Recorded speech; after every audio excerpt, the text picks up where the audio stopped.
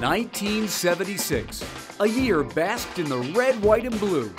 Patriotism ran high as the USA celebrated its 200th birthday. For author Dan Epstein, the big leagues made the bicentennial even more memorable.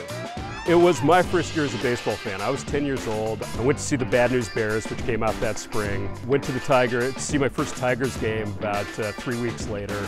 Mark Fidrich becomes, this huge hero in the state before he goes nationwide. It was a great year to just be kind of caught up in baseball, and really that was the year that triggered my obsession with the sport, and hasn't let go yet. His book is all about the bigs, the big hits, on the field and off. Owners were front and central in 1976. Charlie Finley's A's were the Mustache Gang. I kind of like it right now. My wife likes it, and I'll just keep it as long as I can. Ted Turner bought the Braves and beefed up attendance with crazy promotions. He has a headlock and wedlock night at the ballpark where 9 couples are married at home plate before the game, and then afterwards there's like 4 Georgia Championship wrestling bouts. Just anything to bring people to Fulton County Stadium. And Bill Veeck was back as the owner of the team that played on the south side of Chicago. The White Sox wore shorts for 3 games. A lot of White Sox fans were so traumatized by it that they think they wore them for an entire season. The White Sox were a terrible team, but he really made every game an event with one crazy promotion after another. Beer crate stacking competitions, ethnic nights, book giveaways, just anything that would bring some interest and some media attention to Comiskey Park.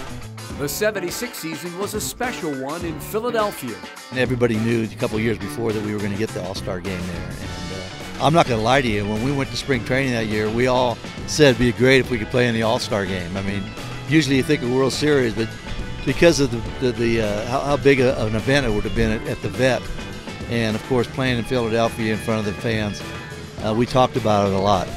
Bowa's team would win 101 games, one less than the eventual world champs, Cincinnati.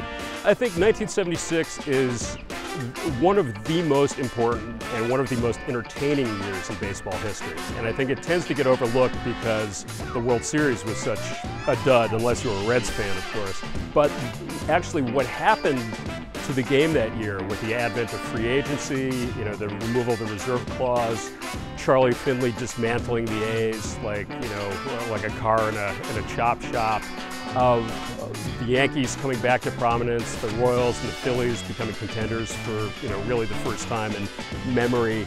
It's such a fascinating year, filled with so many interesting characters, and so much weird stuff goes down on the field and off. I think it's a year that deserves to be celebrated.